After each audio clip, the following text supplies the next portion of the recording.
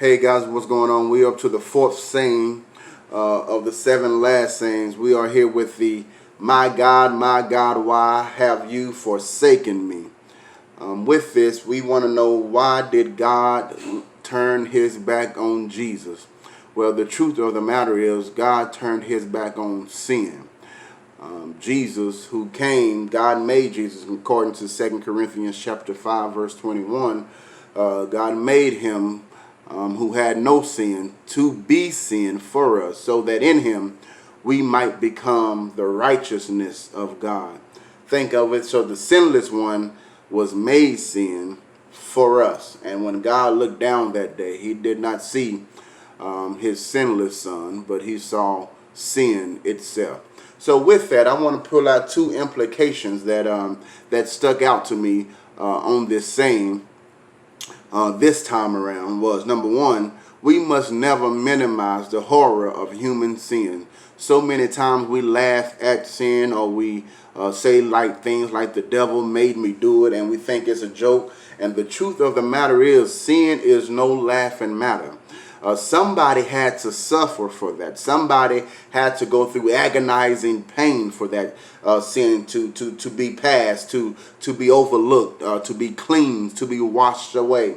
Somebody had to face that situation, and many times I find us minimizing the horror of human sin. Sin, because the penalty of sin is still death. And so many times we have to stop laughing as if our sin is floating around in that cesspool of iniquity. We have to understand that it was our sin that caused the Father to turn away from his Son. It was our sin that put him on that cross. So we have to erase and stop minimizing the horror of sin. And not only that, but we must also never minimize the awful cost of our salvation. Again, somebody had to pay the price for all of the sins that you and I committed. It is possible that many Christians in today, we are tired of hearing about the cross. We would rather hear about happy things. We would rather hear about whatever happened across. I don't know. We would rather hear about everything else besides the cross. And the truth of the matter is, if it wasn't for that awful, painful experience on Calvary, there would be no happy things to really talk about. Without the cross, there will be no happy things like forgiveness. Without the cross, there will be no happy things like salvation. Or without the cross, we will still be lost forever. We would not be found. Without the cross, our sins will still be upon us. Without the cross, we wouldn't even be redeemed. So we have to understand that the cross is the most important thing that we can talk about, because that's the greatest of love, a display of love that we have ever seen in mankind, in history of mankind. No one has ever put themselves at risk of an innocent man, never did anything, never sinned, never messed up on nobody, and he put himself in harm's way for you. We must never minimize the awful cost of our salvation.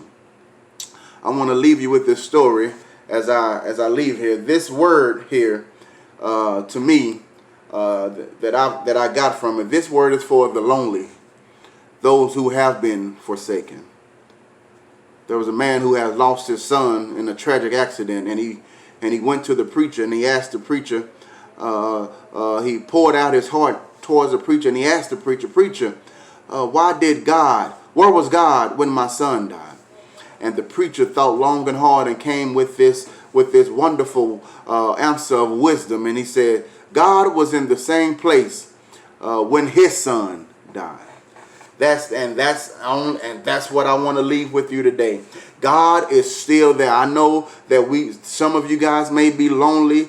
This word is for the lonely. This word today, this devotional today is for the lonely, the ones who have been abandoned, the widows, the single parents, the divorcee that is struggling with ends meet, the mother that is standing over their dying children, the father out of work, the parents left alone, the prisoner in his cell, wives abandoned by their husbands, singles who celebrate birthdays all by themselves. This word is tailor-made for you.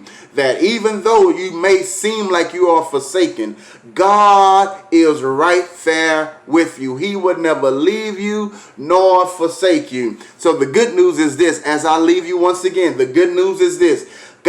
Jesus was forsaken so that you may never be forsaken. Jesus was abandoned so that you may never be abandoned. He was deserted. He was forgotten so that you may never be deserted or forgotten. Watch this. The great news is this. Jesus went to hell so you would never have to go to that place. Again, why hast thou forsaken me? He was forsaken so that you would never be forsaken. God bless you. See you tomorrow with another one.